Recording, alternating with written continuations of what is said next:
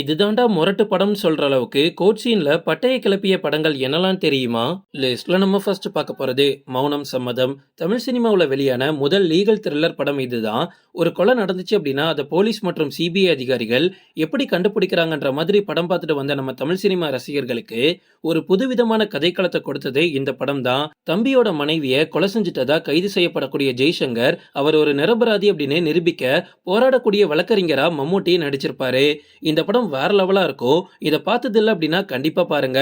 இந்த படத்துக்கு IMDb ரேட்டிங்கா 7.1 கொடுத்திருக்காங்க. லிஸ்ட்ல நம்ம அடுத்து பார்க்க போறது மனிதன். உதயநிதியோட சினிமா கெரியர்லயே ரொம்ப ரொம்ப முக்கியமான படம் அப்படின்னா மனிதன் தான். சாலையோரம் படுத்திருக்கவங்க மேல பணக்கார பையன் ஒருத்தன் கார் ஏத்தி கொன்னுருவான். அவங்களோட இன்ஃப்ளூயன்ஸை பயன்படுத்தி அந்த பணக்கார பையனும் அந்த கேஸ்ல இருந்து தப்பிச்சிருவான். அதுக்கப்புறமா வழக்கறிஞர் தொழில்ல பயங்கரமா அடிபட்டு மிதிப்பட்டு இந்த தொழிலே வேணான்னு ஓட போற உதயநிதி இந்த கேஸை கவனிக்கிறாரு. ஒரு சில காரணங்கள்னால இந்த வழக்கை மறுபடியும் எடுத்து அவர் வாதாடுறாரு. அதுக்கப்புறமா இந்த கேஸ்ல அவர் ஜெயிச்சாரா, அதுக்கப்புறமா என்ன ஆச்சு அப்படின்றது இந்த படத்தோட மீதி கதை. இந்த படத்துக்கு IMDb ரேட்டிங்கா 6.9 கொடுத்திருக்காங்க. லிஸ்ட்ல நம்ம அடுத்து பார்க்க போறது ஜெய் பீம். சூர்யா நடிப்புல வெளியான ஜெய் பீம் படம் தமிழ் சினிமாவுல மிகப்பெரிய தாக்கத்தை ஏற்படுத்திச்சு அப்படின்னு சொல்லலாம். தமிழ் சினிமாவுல மட்டும் கிடையாது, தமிழ்நாட்டிலேயே நீதி தவறிய போலீஸ்க்கும் நீதியை நிலைநாட்ட துடிக்கக்கூடிய வழக்கறிஞருக்கும் இடையே நடக்கக்கூடிய போராட்டம் தான் இந்த படம். முதல்ல கணவனை காணல அப்படின்னு தேடி வரக்கூடிய பொண்ணுக்கு உதவி செய்யக்கூடிய வழக்கறிஞரா தான் சூர்யா இந்த கேஸ்குள்ள போறாரு. ஆனா அதுக்கப்புறமா அவர் அவிழ்த்து விடக்கூடிய பல மர்ம முடிச்சுகள் இருக்குல்ல, இது எல்லாமே இந்த படத்தை செம இன்ட்ரெஸ்டிங்கா கொண்டு போச்சு. இந்த படத்துக்கு IMDb ரேட்டிங்ல 8.6 கொடுத்திருக்காங்க. லிஸ்ட்ல நம்ம அடுத்து பார்க்க போறது நேர்கொண்ட பார்வை. அமிதாப் பச்சன் நடிச்ச பிங்க் படத்தோட தமிழ் ரீமேக் தான் இந்த படம்.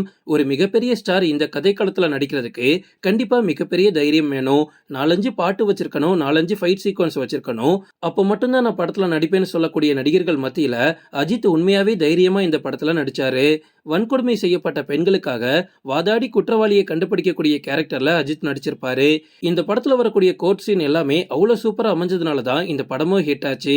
இந்த படத்துக்கு IMDb ரேட்டிங் 7.7 கொடுத்திருக்காங்க.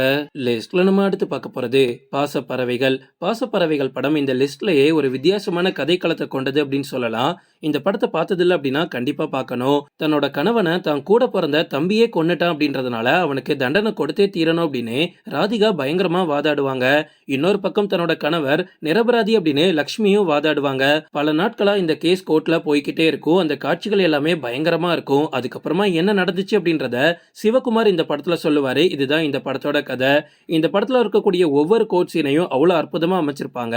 சோ கண்டிப்பா நீங்க பார்த்தாகணும். இந்த படத்துக்கு IMDb ரேட்டிங் 6.2 கொடுத்திருக்காங்க.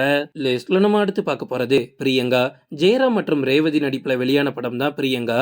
தன்னோட வீட்டுல வேலை செய்யக்கூடிய ஒரு பணிப்பெண்ணுக்கு நடந்த வன்கொடுமைக்கு எதிராக ரேவதி இந்த படத்துல வழக்கு தொடர்வாங்க. அதுக்கப்புறமா தன்னோட கணவர் மற்றும் கணவனோட குடும்பத்தால ரேவதிக்கு எந்த மாதிரியான பிரச்சனைகள் வருது, அவங்க தொடர்ந்த வழக்குல அவங்க ஜெயிச்சாங்களா இல்லையா அப்படின்றது படத்தோட மீதி கதை. உண்மையாவே நிறைய சீன் செம இன்ட்ரெஸ்டிங்கா இருக்கும். ஆனா இந்த படத்துக்கு IMDb ரேட்டிங் 5.8 தான் கொடுத்திருக்காங்க. இந்த படத்தை நீங்க பார்த்ததில்ல அப்படின்னா கண்டிப்பா ஒரு வாட்டி பாருங்க. லிஸ்ட்ல நம்ம அடுத்து பார்க்க போறது எல்லாம் அவன் செயல். நடிகர் RK வித்தியாசமான வக்கீல மிரட்டி விட்ட படம் தான் இது. இனிமே அவரோட கெரியர்ல இப்படி ஒரு படம் அமைய போறதே கிடையாது. ஒரு வழக்குல சிக்கக்கூடிய குற்றவாளிய நிரபராதி அப்படின்னு நிரூபிச்சு விடுதலை செஞ்சதுக்கு அப்புறமா கொலை செய்யக்கூடிய ஒரு கேரக்டர். இந்த படத்துல இவர் மருத்துவக் கல்லூரியில படிச்சுக்கிட்டு இருந்த சிந்தாமணி அப்படின்ற பொண்ணோட மரணத்துக்கு காரணமானவங்கள எப்படி நுணுக்கமான முறையில கண்டுபிடிக்கிறார் அப்படின்றத இந்த படத்துல செம சுவாரஸ்யமா காமிச்சிருப்பாங்க. எக்கச்சக்க ட்விஸ்ட் அண்ட் டர்ன்ஸ் இந்த படத்துல இருக்கும். இந்த படத்துக்கு IMDb ரேட்டிங்கா 6.9 கொடுத்திருக்காங்க. ஓகே ஃப்ரெண்ட்ஸ், இதோட நான் இந்த வீடியோ முடிச்சுக்கிறேன். இன்னொரு இன்ட்ரெஸ்டிங்கான வீடியோல நம்ம சந்திக்கலாம். Stay tuned.